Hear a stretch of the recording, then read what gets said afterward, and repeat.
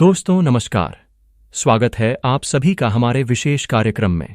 आज हम उन दो बेहद अहम घोषणाओं की बात करेंगे जिन्होंने भारत के पेंशन परिदृश्य को हमेशा के लिए बदल दिया है। ये सिर्फ सरकारी फैसले नहीं हैं, बल्कि ये करोड़ों लोगों के जीवन में एक नई उम्मीद और सुरक्षा का भाव लेकर आए हैं। आज हम जिस खबर का विश्लेषण करने जा रहे हैं वह भारतीय पेंशन भोगियों और सरकारी कर्मचारियों के लिए एक ऐतिहासिक मोड़ साबित होगी। सरकार ने दो ऐसे बड़े कदम उठाए हैं जिनका असर देश के हर कोने में महसूस किया जाएगा। ईपीएस में 95 पेंशन धारकों के लिए सम्मान की नई सुबह। सबसे पहले हम बात करते हैं ईपीएस में 95 योजना के तहत पेंशन पाने वाले उन पेंशन भोगियों की जिन्होंने अपनी जवानी और ऊर्जा देश के विकास में लगा दी। कल्पना कीजिए एक ऐसे बुजुर्ग की जो अपने जीवन का सबसे अच्छा समय किसी कारखाने में मशीन चलाते हुए या किसी दफ्तर में फाइलें निपटाते हुए बिता देता है।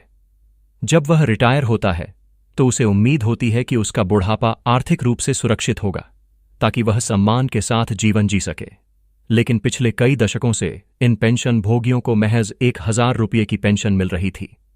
यह राशि आज की महंगाई के हिसाब से बेहद कम है, जिससे दवाइयों और रोजमर्रा के खर्चों को पूरा करना लगभग असंभव था। यह सिर्फ पैसे की कमी नहीं थी, बल्कि यह उनके आत्मसम्मान पर एक गहरी चोट थी। उन्हें अक्सर अपनी छोटी मोटी जरूरतों के लिए अपने बच्चों या रिश्तेदारों पर निर्भर रहना पड़ता था, जो किसी भी स्वाभिमानी व्यक्ति के लिए एक बड़ा कष्ट होता है। इसी दर्द को महसूस करते हुए देश भर के ईपीएस 95 पेंशनरों ने एक लंबा और अथक संघर्ष किया। उन्होंने सड़कों पर उतरकर अपनी आवाज बुलंद की, धरने दिए, रैलियां निकालीं और सरकार तक अपनी मांग पहुंचाने के लिए हर संभव प्रयास किया। उनकी मांग सीधी और सरल थी, एक सम्मानजनक पेंशन जो उन्हें गरिमापूर्ण जीवन जीने में मदद कर सके। ईपीएस 95 राष्ट्रीय आंदोलन समिति जैसे संगठनों ने इस आंदोलन को एक नई दिशा दी और पेंशन भोगियों को संगठित किया। उनके अथक प्रयास और सरकार की संवेदनशीलता का परिणाम आज हम सबके सामने है। सरकार ने एक ऐतिहासिक फैसला लेते हुए ईपीएस 95 के तहत मिलने वाली न्यूनतम पेंशन को 1000 रुपये से बढ़ाकर सीधे 7500 रुपये प्रति माह कर दिया है। यह वृद्धि 7 गुना से भी ज्यादा है और यह सिर्फ एक संख्या नहीं, बल्कि एक बड़ा बदलाव है।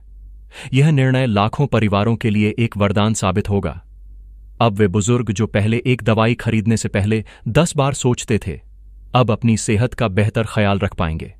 रोजमर्रा के खर्चों जैसे बिजली का बिल, पानी का बिल और राशन का खर्च अब उन्हें पहले जितना परेशान नहीं करेगा। यह बढ़ी हुई पेंशन उनके जीवन में आर्थिक स्वतंत्रता और सम्मान वापस लाएगी।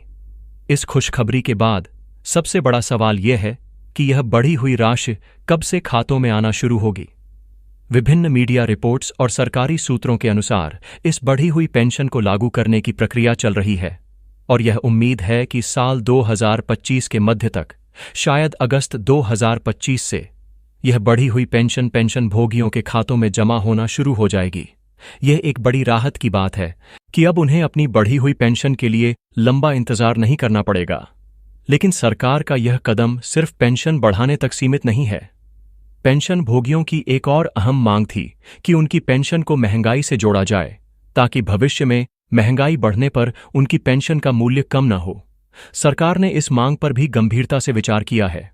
नई व्यवस्था में इस बात का ध्यान रखा गया है कि पेंशन में महंगाई भत्ता यानी डीए का एक अंश भी जोड़ा जाए।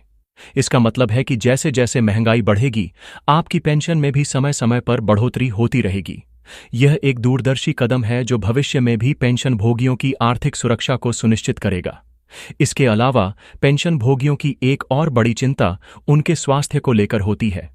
इस उम्र में बीमारियां और इलाज का खर्च एक बड़ी चुनौती बन जाते हैं। पेंशनर संघों ने सरकार से ईपीएस 95 पेंशन भोगियों के लिए मुफ्त और उच्च गुणवत्ता वाली स्वास्थ्य सेवाओं की मांग की थी। इस दिशा में भी सकारात्मक संकेत मिले हैं। यह उम्मीद की जा रही है कि सरकार इस ऐतिहासिक पेंशन वृद्धि के साथ साथ पेंशनरों के लिए एक विशेष स्वास्थ्य बीमा योजना या सरकारी अस्पतालों में प्राथमिकता के आधार पर इलाज जैसी सुविधाओं का भी ऐलान कर सकती है। यदि ऐसा होता है तो यह पेंशनरों के लिए एक दोहरा लाभ होगा जो उनकी आर्थिक और शारीरिक दोनों तरह की सुरक्षा को मजबूत करेगा। यह जीत सिर्फ सरकार की घोषणा नहीं है, बल्कि यह उन 71 लाख से भी ज्यादा पेंशन भोगियों के एकजुट संघर्ष की जीत है। यह उन गुमनाम नायकों की भी जीत है जिन्होंने इस लड़ाई में अपना समय, ऊर्जा और संसाधन लगा दिए। अब जब यह खुशखबरी आ चुकी है तो पेंशनरों को भी कुछ बातों का ध्यान रखना चाहिए।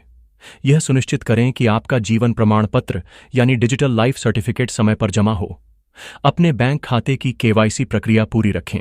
आपका पीपीओ नंबर, आधार कार्ड और बैंक पासबुक जैसे सभी दस्तावेज अपडेट और सुरक्षित होने चाहिए। आप समय समय पर ईपीएफओ की आधिकारिक वेबसाइट पर जाकर नई जानकारी प्राप्त करते रहें, ताकि किसी भी नई सुविधा या नियम से आप वंचित न रह जाएं। संक्षेप में, ईपीएस मैग्नेटिफाइड पेंशनरों के लिए यह एक नए युग की शुरुआत है। 7,500 रुपये की न्यूनतम पेंशन उनके जीवन में सम्मान, सुरक्षा और स्थिरता लाएगी। यह फैसला इस बात का सबूत है कि यदि जनता की आवाज एकजुट हो तो देर से ही सही, लेकिन सुनवाई जरूर होती है। सरकारी कर्मचारियों के लिए यूनिफाइड पेंशन स्कीम ओपीएस और एनपीएस का बेहतरीन संगम। अब हम अपनी चर्चा को उस दूसरी ऐतिहासिक घोषणा की ओर मोड़ते हैं जिसने देश के लाखों सरकारी कर्मचारियों के मन में भविष्य को लेकर चल रही अनिश्चितता को समाप्त कर दिया है। यह कहानी है पेंशन की उस बड़ी बहस की जो पुरानी पेंशन स्कीम यानी ओपीएस और नई पेंशन स्कीम यानी एनपीएस के बीच चल रही थी। साल 2004 से पहले जो भी कर्मचारी सरकारी सेवा में आता था वह पुरानी पेंशन योजना यानी ओपीएस के दायरे में आता था। ओपीएस एक डिफाइंड बेनिफिट स्कीम थी, जिसका मतलब था कि रिटायरमेंट के बाद कर्मचारी को उसकी आखिरी बेसिक सैलरी का लगभग 50% हिस्सा पेंशन के रूप में मिलना तय था। यह पेंशन सरकार द्वारा दी जाती थी और कर्मचारी के वेतन से इसके लिए कोई कटौती नहीं होती थी। साथ ही समय समय पर बढ़ने वाला महंगाई भत्ता भी इस पेंशन में जुड़ता था। यह एक सुरक्षित और भरोसेमंद व्यवस्था थी जो कर्मचारी को रिटायरमेंट के बाद एक निश्चित आय की गारंटी देती थी। लेकिन साल 2004 में सरकार ने वित्तीय बोझ का हवाला देते हुए ओपीएस को बंद कर दिया और उसकी जगह नई पेंशन प्रणाली यानी एनपीएस लागू की। एनपीएस एक डिफाइंड कंट्रीब्यूशन स्कीम है जिसमें कर्मचारी को अपनी बेसिक सैलरी का 10% हिस्सा हर महीने जमा करना होता है और सरकार भी उसमें 14% का योगदान देती है। यह पैसा पेंशन फंड मैनेजर्स द्वारा शेयर बाजार और अन्य वित्तीय साधनों में निवेश किया जाता था। रिटायरमेंट के समय इस फंड में जमा कुल राशि का एक हिस्सा कर्मचारी एक बार में निकाल सकता था और बाकी हिस्से से उसे एक एन्युटी प्लान खरीदना पड़ता था जिससे उसे मासिक पेंशन मिलती थी। समस्या यह थी कि एनपीएस में पेंशन की कोई गारंटी नहीं थी। आपकी पेंशन कितनी होगी यह पूरी तरह से बाजार के प्रदर्शन पर निर्भर करता था। इसी अनिश्चितता ने कर्मचारियों के मन में डर और असुरक्षा पैदा कर दी। उन्हें लगने लगा कि जीवन भर देश की सेवा करने के बाद उनका बुढ़ापा बाजार के उतार चढ़ाव के भरोसे छोड़ दिया गया है। इसी के चलते देश भर में पुरानी पेंशन योजना को बहाल करने की मांग ने जोर पकड़ लिया। कर्मचारी संगठनों ने बड़े बड़े आंदोलन किए और कई राज्यों ने अपने स्तर पर ओपीएस को फिर से लागू भी कर दिया, जिससे केंद्र सरकार पर दबाव और बढ़ गया। सरकार एक दुविधा में थी। एक तरफ कर्मचारियों की सामाजिक सुरक्षा की जायज मांग थी तो दूसरी तरफ ओपीएस का बढ़ता वित्तीय बोझ था। इसी दुविधा का समाधान निकालने के लिए सरकार ने एक विशेषज्ञ समिति का गठन किया। उस समिति की सिफारिशों और व्यापक विचार विमर्श के बाद एक नया, संतुलित और क्रांतिकारी रास्ता निकाला गया है जिसका नाम है यूनिफाइड पेंशन स्कीम यानी यूपीएस। यूनिफाइड पेंशन स्कीम, जैसा कि नाम से ही पता चलता है, यह ओपीएस की सुरक्षा और एनपीएस के योगदान आधारित मॉडल का एक मिला जुला रूप है। यह दोनों दुनियाओं के सर्वश्रेष्ठ को एक साथ लाने का एक प्रयास है। यह एक ऐसी प्रणाली है जो कर्मचारी को गारंटीशुदा पेंशन का भरोसा भी देती है और पेंशन फंड के निर्माण में उसकी भागीदारी को भी सुनिश्चित करती है। आइए अब इस यूनिफाइड पेंशन स्कीम के प्रावधानों को एक एक करके सरल भाषा में समझते हैं। इस योजना की सबसे बड़ी विशेषता है 50% पेंशन की गारंटी। जी हां, यूपीएस के तहत यदि कोई सरकारी कर्मचारी 25 साल या उससे ज्यादा की सेवा पूरी करता है तो उसे रिटायरमेंट से ठीक पहले के आखिरी 12 महीनों की औसत बेसिक सैलरी का 50% हिस्सा हर महीने गारंटीशुदा पेंशन के रूप में मिलेगा। यह वही प्रावधान है जो ओपीएस को सबसे खास बनाता था। इससे कर्मचारी को यह पता रहेगा कि रिटायरमेंट के बाद उसे एक निश्चित और सम्मानजनक राशि मिलने वाली है जिससे वह अपने भविष्य की योजना बना सकता है। उदाहरण के लिए, मान लीजिए कि एक कर्मचारी की रिटायरमेंट के समय उसकी औसत बेसिक सैलरी 60,000 रुपये प्रति माह है और उसने 28 साल की सेवा पूरी की है, तो यूपीएस के तहत उसे 30,000 रुपये प्रति माह की बेसिक पेंशन मिलना तय है।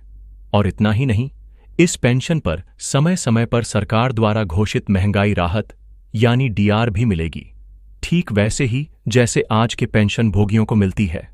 यूपीएस ने उन कर्मचारियों का भी ध्यान रखा है जिनकी सेवा 25 साल से कम है। यदि किसी कर्मचारी की सेवा 25 साल से कम है लेकिन 10 साल से ज्यादा है तो उसे पेंशन प्रो रेटा आधार पर मिलेगी। इसका मतलब है कि उसने जितने साल काम किया है उसी अनुपात में उसकी पेंशन तय होगी। यह सुनिश्चित करता है कि सेवा में दिए गए हर साल का महत्व हो। इस योजना की दूसरी सबसे महत्वपूर्ण विशेषता है न्यूनतम पेंशन की गारंटी। यूपीएस में यह सुनिश्चित किया गया है कि किसी भी कर्मचारी को जिसने कम से कम 10 साल की सेवा पूरी कर ली है, रिटायरमेंट के बाद 9,000 रुपये प्रति माह से कम पेंशन न मिले। यह एक बहुत बड़ा सेफ्टी नेट है, विशेष रूप से उन कर्मचारियों के लिए जो वेतनमान में निचले स्तर पर हैं। यह गारंटी देती है कि आर्थिक उतार चढ़ाव का असर उनकी न्यूनतम आय पर नहीं पड़ेगा और उन्हें एक बुनियादी आर्थिक सहारा हर हाल में मिलेगा। अब बात करते हैं योगदान की। यूपीएस एक योगदान आधारित प्रणाली के ढांचे पर भी काम करती है। इसके तहत कर्मचारी को अपनी बेसिक सैलरी और महंगाई भत्ते का 10% हिस्सा अपने पेंशन फंड में जमा करना होगा। यह एनपीएस के समान है, लेकिन बड़ा बदलाव सरकार के योगदान में है। सरकार कर्मचारी के खाते में 14% का योगदान तो देगी ही, साथ ही गारंटीशुदा पेंशन के भुगतान को सुनिश्चित करने के लिए लगभग 8.5% का अतिरिक्त योगदान भी दे सकती है, जिससे सरकार का कुल योगदान 18% से भी ज्यादा हो जाता है। यह बढ़ा हुआ सरकारी योगदान एक मजबूत पेंशन फंड बनाने में मदद करेगा, जो भविष्य में पेंशन के भुगतान को आसान बनाएगा। यूपीएस ने पारिवारिक सुरक्षा का भी पूरा ध्यान रखा है। ओपीएस की तरह ही इसमें भी फैमिली पेंशन का प्रावधान किया गया है। यदि किसी पेंशन भोगी की दुर्भाग्यवश मृत्यु हो जाती है तो उनके जीवन साथी को उस पेंशन का 60% हिस्सा पारिवारिक पेंशन के रूप में मिलता रहेगा। यह प्रावधान सुनिश्चित करता है कि कर्मचारी के न रहने पर भी उसका परिवार आर्थिक रूप से असहाय महसूस ना करे। तो अगर हम तुलना करें तो यूपीएस एक बहुत ही बुद्धिमानी से डिजाइन की गई योजना लगती है।